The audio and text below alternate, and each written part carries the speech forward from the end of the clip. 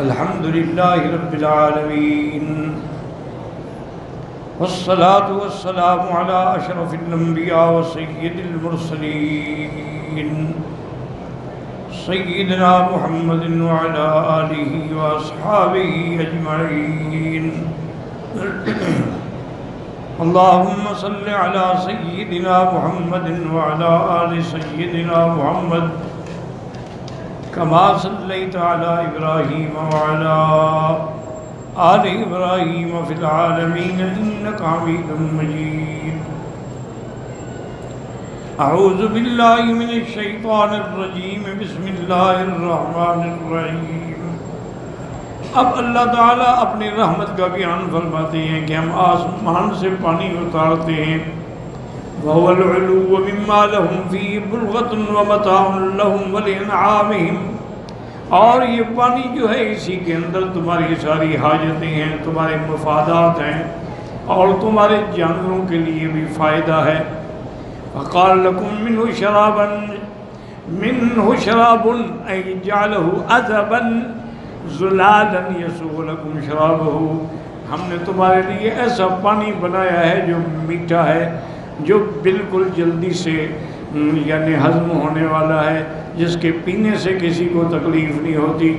وَلَمْ يَجْعَلْهُ مِلْحًا أُجَاجًا اور ہم نے اس کو نمکین اور کھارا نہیں بنایا اور نہ تم پی بھی نہ سکتے۔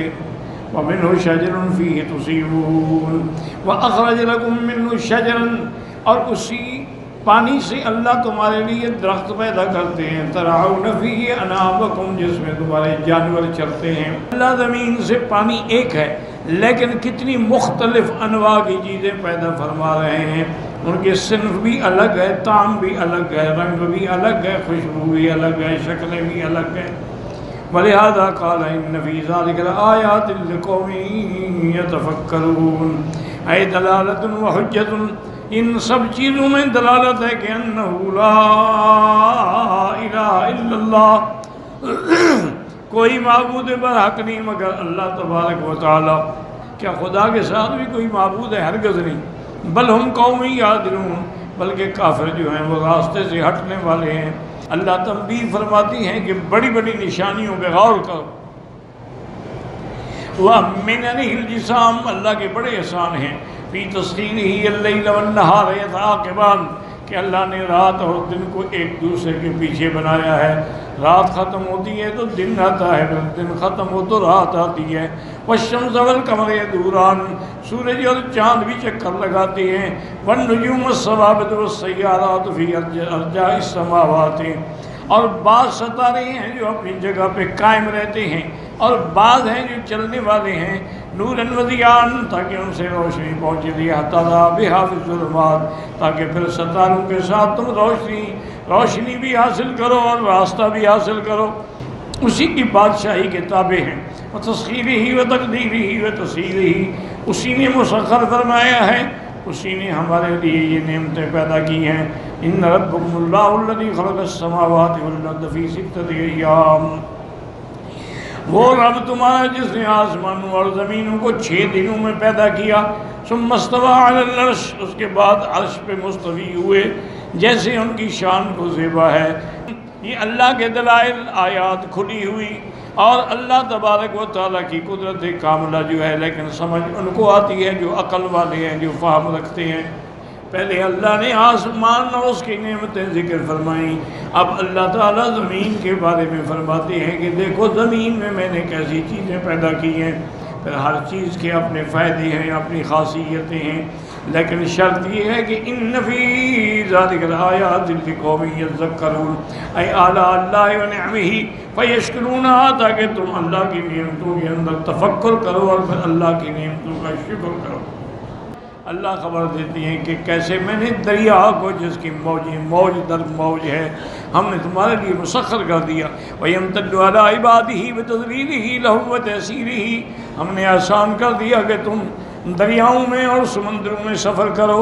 وَجَعَلَهُ السَّمَكَ وَالْحِيتَانَ فِيهِ اس کے اندر ہم نے مچھلیاں بھی پیدا کی ہیں۔ وَإِحْلَالِهِ لِعِبَادِهِ لَحْمَهَا حَيَّهَا وَمَيَّتَهَا فِي الْحِلِّ وَالْإِحْرَامِ اور ہم نے مچھلی کا گوشت تمہارے لیے حلال کر دیا ہے، وہ ہر حال میں حلال ہے، چاہے احرام کی حالت میں ہو یا کسی حال میں ہو۔ کیونکہ احرام میں اور شکار تو منع ہے نا، کھانا بھی جائز نہیں، لیکن مچھلی جائز ہے۔ اور اللہ نے کتنی آسان کر دیا اپنے بندوں کے لیے کہ وہ ان دریاؤں سے موتی نکالتے ہیں، ان دریاؤں سے عجیب عجیب نعمتیں نکالتے ہیں جو تم پہنتے ہو یا تمہاری خواتین پہن۔ تو اللہ نے انہیں کیسے موتی رکھے ہیں کہ ایک ایسے صدف ہوتی ہے نا، تو وہ منہ کھولا ہوا ہوتا ہے، اس میں اگر پانی کے قطرے گرتے ہیں 2 4 5 تو بند ہو جاتی ہے، وہ موتی بنتے ہیں، اور اگر ایک ہی قطرہ گرے اور بند کر رہے تو پھر وہ لال کہلاتا ہے، وہ سب سے بڑا قیمتی ہوتا ہے۔ اور پھر موتیوں میں بھی کتنی قسمیں ہیں، کہیں مرجان ہے، کہیں یاقوت ہے، کہیں نیلم ہے، کہیں خالص سفید موتی ہے، ایسی نعمتیں ہیں جن کا آپ شمار ہی نہیں کر سکتے۔ وہ ایک دن ایک بادشاہ شکار پہ گیا اور سمندر کے کنارے یا دریا کے کنارے انہوں نے اپنا کیمپ لگایا۔ بادشاہ نے دیکھا کہ ایک کیڑا ہے، وہ جو گندگی اس کے اوپر ہوتی ہے اور وہ چل رہا ہوتا ہے۔ اس کو دیکھا تو بادشاہ کو بڑی حکایت نفرت آئی، تھوک بھی دیا، کہا یار اس کو پیدا کرنے کی کیا ضرورت تھی بلا اللہ کو، یہ کیا گندی چیز ہے کہ گندگی اپنی اوپر اپنے پشت پہ رکھی ہوئی ہے اور اس کو گھسیٹ رہا ہے۔ وزیر کوئی علم والا تھا، انہوں نے کہا بادشاہ سلامت استغفار کرو، اللہ کی ہر چیز میں حکمت ہے، اور جو بھی پیدا کرتے ہیں وہ حکمت ہے۔ خدا کی شان یہ ہے کہ کچھ عرصے کے بعد بادشاہ کو پاؤں میں ایک زخم لگا، تمام اطباء نے علاج کیا، شاہی طبیب عاجز آ گیا اور زخم ٹھیک ہونے میں نہ آیا۔ ایک طبیب آیا کسی دوسرے ملک سے، اس نے کہا کہ حضرت اس کا علاج ہے اور آپ کو اچھا تو نہیں لگے گا لیکن اس کے بغیر علاج نہیں ہے، آپ وہ ڈھونڈیں وہ جو کیڑے دریاؤں کے کنارے پہ چلتے ہیں گندگی اٹھا کر، وہ مل جائے نا 2 4 تو آپ کی مرہم بن سکتی ہے۔ اب بادشاہ نے حکم دیا کہ تلاش کرو، وہ آ گئے، اس نے مرہم بنائی، 2 دن میں زخم ختم ہو گیا۔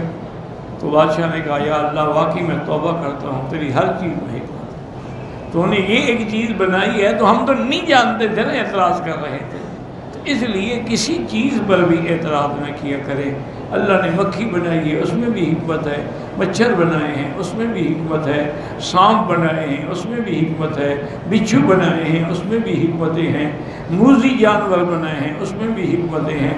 تو یہ اللہ کی سب چیزیں جو ہیں نعمتیں ہیں اور حکمت سے خالی نہیں ہیں، لیکن یاد رکھیں کہ ان سب کو انسان کے تابع کر دیا۔ اللہ کی شان دیکھیں کہ انسان کو اتنا بڑا مرتبہ دیا کہ دریا ہیں، بحر ہیں، کشتیاں ہیں، ہوائیں ہیں، سب انسان کے تابع۔ حضرت سلیمان علیہ السلام ہوا تابع کر دی، آپ کے تخت کو لے کے اڑتی۔ نوح علیہ السلام کے لیے اللہ نے کشتی بنوا دی، آپ سارے اپنے مومنین کو لے کے، اپنے اہل کو لے کشتی پہ سوار ہوئے اور اللہ نے طوفان سے بچا دیا۔ تو ہر چیز میں میرے اللہ کی حکمتیں ہیں، اللہ کی نعمتیں ہیں، شرط یہ ہے کہ آدمی اس میں غور کرے۔ اور پھر اللہ نے دریاؤں کو مسخر کر دیا، ان میں کشتیاں چلاتے ہو۔ سب سے پہلے کوئی کشتی بنانے والے حضرت نوح علیہ السلام ہیں، اس سے پہلے کوئی کشتی کا رواج ہی نہیں تھا۔ اللہ نے حکم دیا تھا کہ وَاصْنَعِ الْفُلْكَ بِأَعْيُنِنَا، اب آپ بنائیں کشتی۔ اور حضرت جبریل علیہ السلام نے آ کے ان کو بتایا کہ ایسے لکڑی، ایسے اس کے پھٹے، ایسے میخیں، ایسے جوڑنا ہے، ایسے بنانا ہے۔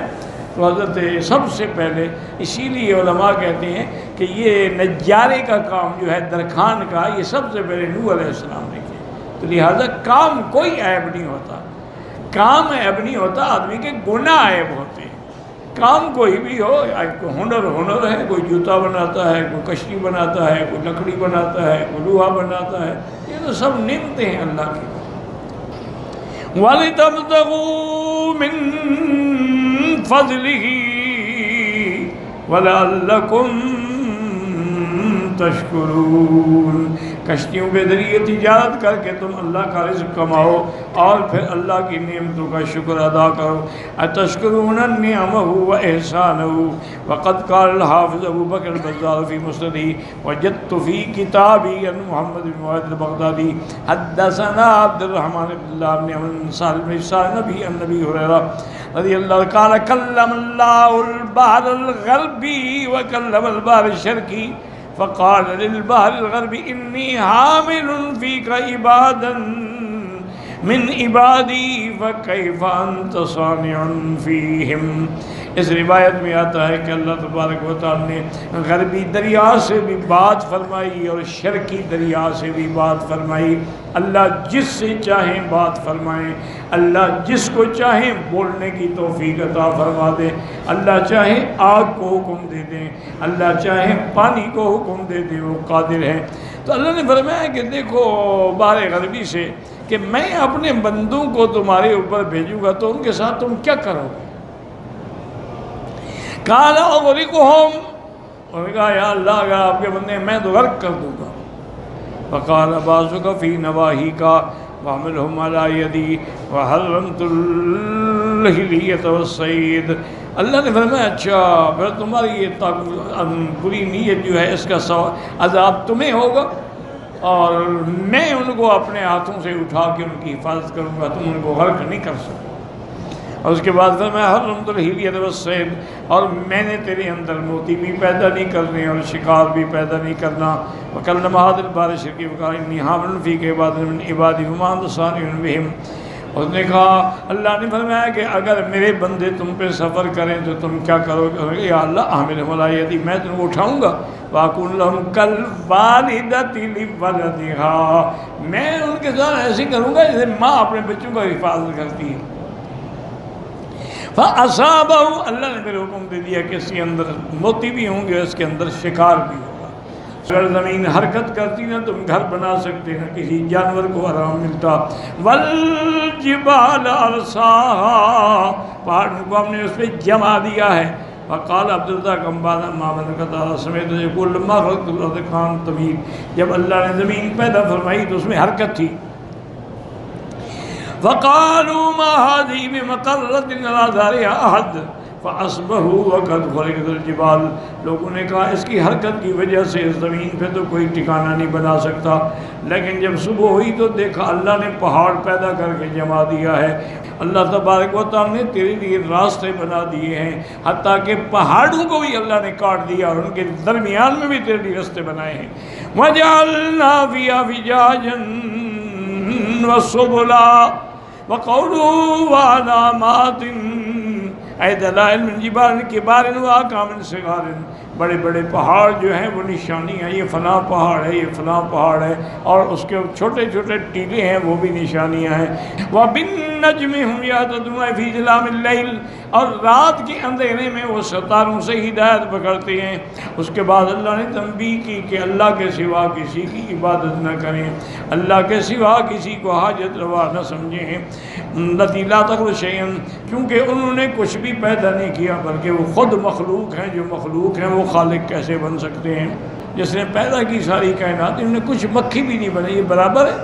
ثم ربّ ملاقص نعمی علیہ وسانی علیہم وقال وَإِن تُعُدُّوا نِعْمَةَ اللَّهِ لَا تُحْصُوهَا إِنَّ اللَّهَ غَفُورٌ رَحِيمٌ۔ اللہ نے فرمایا میری اتنی نعمتیں ہیں کہ تم شمار بھی نہیں کر سکتے ہو، یہ تو میری مہربانی ہے کہ ناشکری کے باوجود بھی میں تجاوز کرتا ہوں۔ وَلَوْ طَالَبَكُم بِشُكْرِ جَمِيعِ نِعَمِهِ لَعَجَزْتُمْ، اگر میں ہر نعمت کے شکر کا مطالبہ کروں تو تم عاجز آ جاؤ، نہ کر سکو۔ اگر اللہ چاہے تم کو عذاب دیتے، عذاب دینے پر بھی عادل ہوں گے، اللہ کسی پہ ظلم نہیں کرتے ہیں۔ وَلَكِنَّهُ غَفُورٌ رَحِيمٌ يَغْفِرُ الْكَثِيرَ وَيَجْزِي الْيَسِيرَ، اللہ تبارک و تعالی ہمارے بہت سارے گناہ جو ہیں معاف کر دیتے ہیں اور ہمیں تھوڑی سی نیکی پر بھی اچھا بدلہ دیتے ہیں۔ یقول ان اللہ الغفور لما کان من تقصیر فی شیء بعد ذلک، اللہ تعالیٰ بخشنے والے ہیں جو تم نے اس کی نعمتوں کے شکر کے اندر کوتاہی کی ہے. اذا تبتم وانبتم الى طاعته واتباع مرضاته رحیم بکم، اور مہربان ہے. لا يعذبکم بعد الانابۃ والتوبۃ، جب تم اللہ کی طرف رجوع کرو گے، توبہ کرو گے تو پھر وہ رحیم ہے، مہربان ہے، تمہیں عذاب نہیں دیں گے. واللہ اعلم. اللہ کے نام پہ منت مان کے جانور قربان کرے، بالکل کرے. اللہ کے نام پہ جو بھی منت مانی جائز ہے. بی بی مریم کی اماں نے اللہ کے نام پہ منت نہیں مانی تھی قرآن میں کہ انی نذرت لک ما فی بطنی محررا. نظر غیر اللہ کی کفر ہے، اللہ کے لیے کیوں نہ مانو. میں ایک پارٹی کے ساتھ ڈیزل کا کام کرتا ہوں، 1 لیٹر پر 4 روپے منافع دیتے ہیں. میں جس سے ڈیزل لیتا ہوں اس سے پیسے کیش بھی دیتا ہوں، وہ مجھے آگے 1 مہینے کا ادھار کروا دے، وہ کوئی بات نہیں. اختلاف ہو جاتے ہیں. اب بی بی عائشہ اور حضرت علی جیسی ذات میں اختلاف ہو گیا. یعنی کتنا بڑا مقام ہے کہ وہ امہات المومنین ہیں اور وہ حضور صلی اللہ علیہ وسلم کے اہل بیت کا سردار ہے. اختلاف ہو گیا. حضرت علی اور حضرت معاویہ میں اختلاف ہو گیا، جنگ ہو گئی، صحابہ شہید ہو گئے. تو یہ ہوتا ہے، امتحان ہے اللہ کی طرف سے. تم دعا کرو کہ اللہ پاک ان سب کو اتفاق و اتحاد کی توفیق عطا فرمائے. حنفی مسلک میں نہ کرنا جو ہے وہ زیادہ افضل ہے. اس کی وجہ ہے کہ محدثین نے جتنی بھی باب باندھے ہیں، رفع یدین کا پہلے ہے، رفع یدین نہ کرنے کا بعد میں ہے. تو یہ محدثین کا قاعدہ ہے کہ جو بعد والی بات ہو وہ پہلے کو ختم کر دیتی ہے، اس لیے نہ کرنا زیادہ بہتر ہے. حضرت عبداللہ بن مسعود سے بڑا صحابی کون ہوگا؟ انہوں نے نماز پڑھی اور رفع یدین نہیں کیا. اچھا، پھر سب سے بڑے لطف کی بات یہ ہے، میں اعتراض تو نہیں کرتا، میرے لیے سب واجب ہے. ان کے پاس سب سے بڑی روایت جو ہے نا رفع یدین کے لیے، وہ عبداللہ ابن عمر کی ہے. عبداللہ ابن عمر خود رفع یدین نہیں کرتے. جب راوی اپنی روایت پہ عمل چھوڑ دے تو بات ہی ختم ہو گئی. بے نمازی عورت کے ساتھ نمازی کا نکاح ہو سکتا ہے، آج کل تو ہو سکتا ہے، ورنہ تو کوئی نہیں بچے گا، ورنہ تو انشاءاللہ سارے گھر خالی ہو جائیں گے. چونکہ بے نمازی کے کفر کا فتویٰ صرف امام احمد بن حنبل نے دیا، باقی 3 امام نہیں دیتے. وہ کہتے ہیں فاسق ہے، فاجر ہے، گناہگار ہے، کافر نہیں ہے، اس لیے نکاح بچ گیا.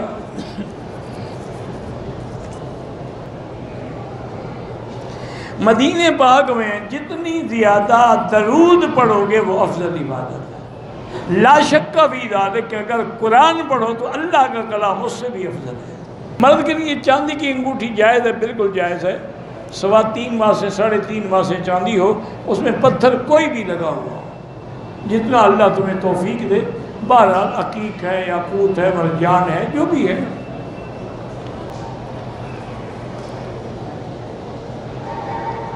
کہتے ہیں کسی نے عورت کی محبت کی وجہ سے اولاد میں وقفہ کرنا چاہے، کوئی حرج نہیں، وہ جائز ہے. لیکن اولاد سے بھی تو محبت ہوتی ہے، صرف بیوی سے محبت ہے، اولاد سے نہیں ہوگی. اللہ نے لکھا انما اموالکم و اولادکم فتنہ. ازواجکم کا ذکر تو بہت بات ہے.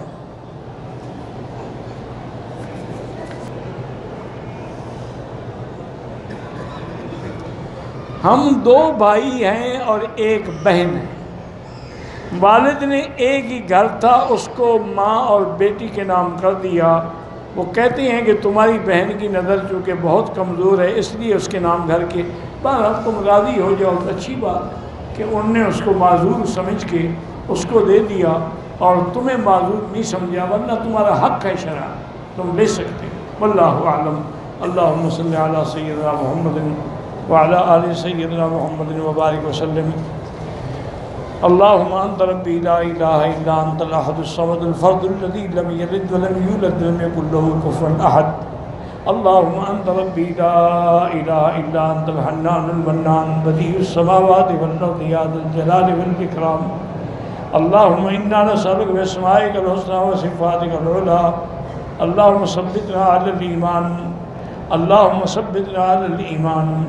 اللہم ثبتنا علی الایمان. اللهم ارزقنا حسن الختام، اللهم ارزقنا حسن الختام، اللهم اجعل خير اعمالنا آخرها، اللهم اجعل خير اعمالنا آخرها وخير ايامنا خواتيمها. اللهم نور وجوهنا بنور الإيمان، نور قلوبنا بنور العرفان. اللهم ارزقنا علوم الأحاديث والقرآن. اللهم انصر الإسلام والمسلمين. اللهم انصر المجاهدين الذين يجاهدون في سبيلك. اللهم أيدهم بنصرك يا قوي يا عزيز. اللهم اهلك أعداءك أعداء الدين. اللهم انزل عليهم باسك الذي لا يرد للقوم المجرمين. اللهم ارنا فيهم عجائب قدرتك، اللهم ارنا فيهم عجائب قدرتك. اللهم لا تجعل مصيبتنا في ديننا ولا تجعل الدنيا اكبر همنا ولا مبلغ علمنا ولا الى النار مسيرنا واجعل الجنة هي دارنا وقرارنا. اللهم لا تسلط علينا بذنوبنا من لا يخافك فينا ولا يرحمنا. اللهم احفظ سائر بلاد المسلمين وهذا البلد الامين واجعله آمنا مطمئنا سخاء رخاء الى یوم الدین. یا اللہ بیماروں کو شفا عطا فرما، یا اللہ بیماروں کو شفا عطا فرما. یا اللہ ہماری ظاہری باطنی روحانی جسمانی نفسانی بیماریاں دور فرما.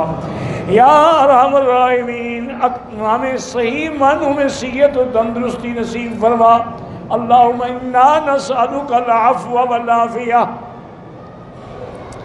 اللہم انا نسألک العفو والعافیۃ المعافاۃ الدائمۃ فی الدین والدنیا والآخرہ.